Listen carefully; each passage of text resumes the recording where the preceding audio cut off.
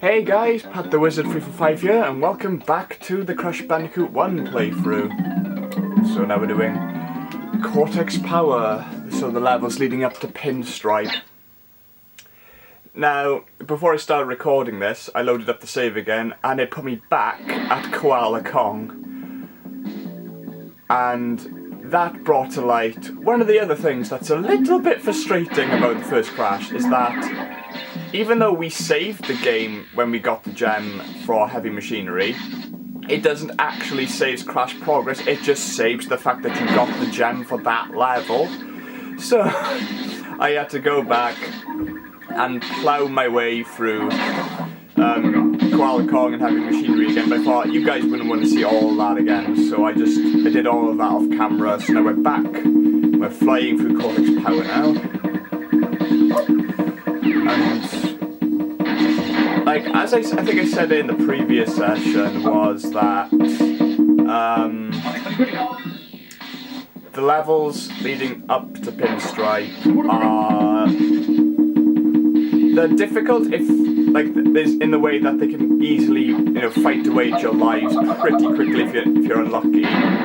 But in terms of length, they're not that long, so hopefully we can smash through these levels in quick succession of each other.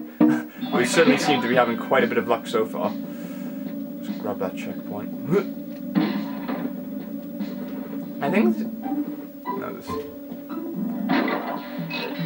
what I like about this level, well, actually Upstream does this a bit, but I think it's more effective in Cortex Power, is the switch between a two-dimensional top-down view and a 3D view based on the environment. Oh, and I should really watch where I'm going.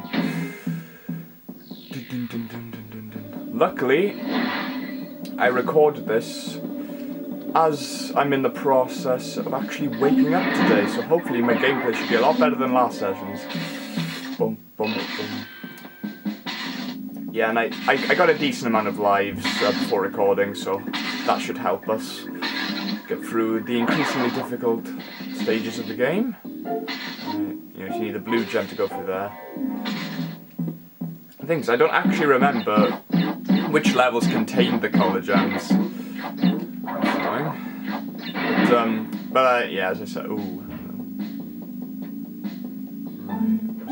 What's all this about? See what I mean? Like, the levels by here are quite short. Like, if you just literally want to complete them. Which, honestly, on this playthrough, that's basically what I want to do. To give you guys sort of the rough layout of what the game's like. Like, yeah, I could do a 100% playthrough of this game, but I think the playthrough would be a lot longer. And I might go completely insane. Oh, screw this, finish the level. Because we can't get the gem anyway, because we done a death.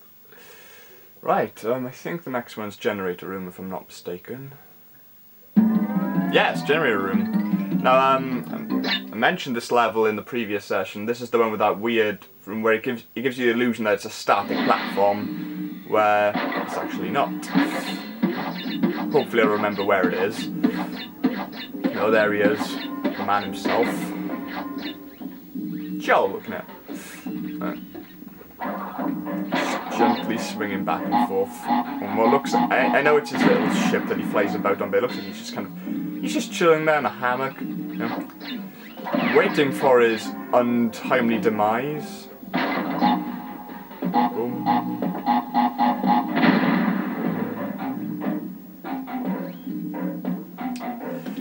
Now, part of me's wondering, did they write into the sort of the Crash canon that Cortex was actually working for Uka Uka the entire time? Because in Crash Bandicoot 2, they imply that he's just collecting the crystals for for world domination, but then it's revealed in Crash 3 that he was actually collecting the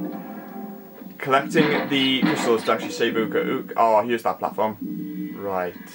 I think I'm gonna have to jump on these boxes without touching the platform to get the most amount of time to do it. So let's go. Bang, bang, bang. Oh! Ah, no! Okay, crap, just bail. Well, at least we didn't die. That's the plus of that. So yeah, it's revealed that that he was collecting the coins for Uka the entire time. But then Uka also says in the opening cutscene of Crash 3 that you also lost the gems. But in Crash 2, collecting the gems is actually the extra difficulty, and it's to actually help Embryo get back at Cortex. So was Embryo double bluffing the entire time, and it was actually super secretly working for Cortex. This is deeper than Metal Gear, guys. Oh, we've already reached the Tawana bonus round. Lovely. Hopefully I don't make a complete cockadookie of this now. Okay, that's a simple jumping platform. There's nothing much to it. So let's do it. Boom, bang, boof, boof. Well, at least we got a life out of it. This basically means that I'm just going to have to basically play this game just about above averagely so I can get to Pinstripe without dying too many times. So I think then the game should naturally save. Crash 1 seems to like doing that. It seems to like giving you a permanent save right after a boss or just before a boss. For some reason.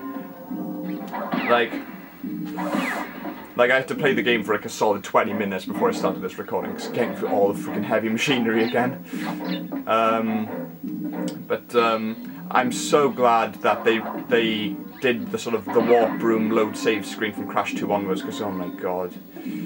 Like, once you play all the other Crash games and then you go to the first game, you solely miss that load save screen, because god.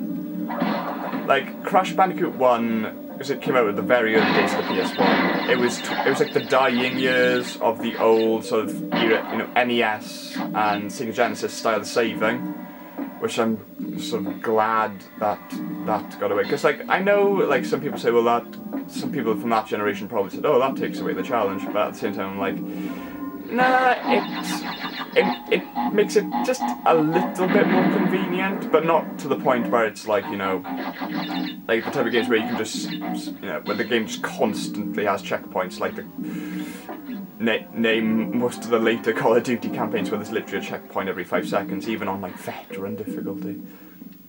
Boop.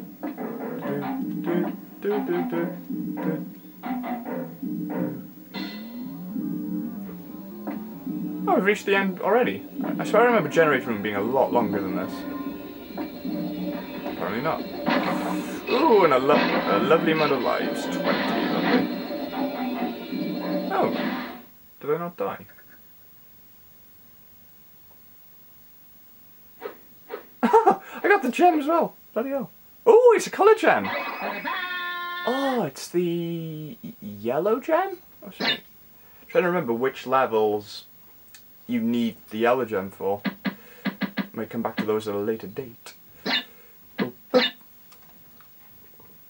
Where's my source of caffeine?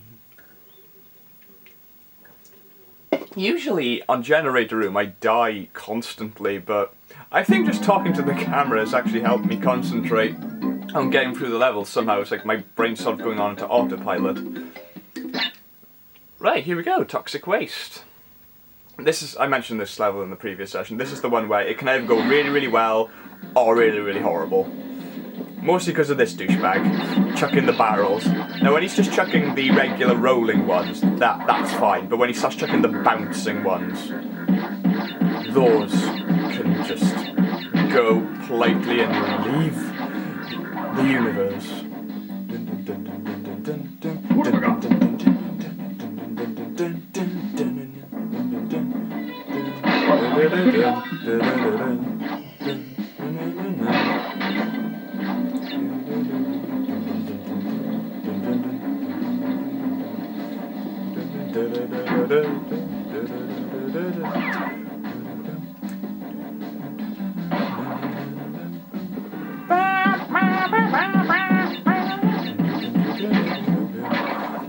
That's the other thing I do love about Toxic Waste as a battening soundtrack.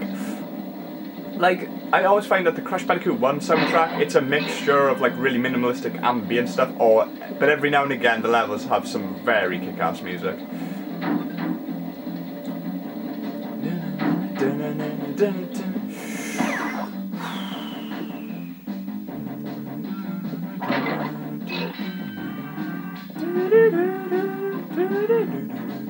Oh, here they come. Here's the first of those buggers. Those really do my head in. Here we go. No, you don't. Okay, we're doing well. We're doing well. Yeah, I think it was a wise decision for me to record this early on in the day, when my motor skills are just coming into play.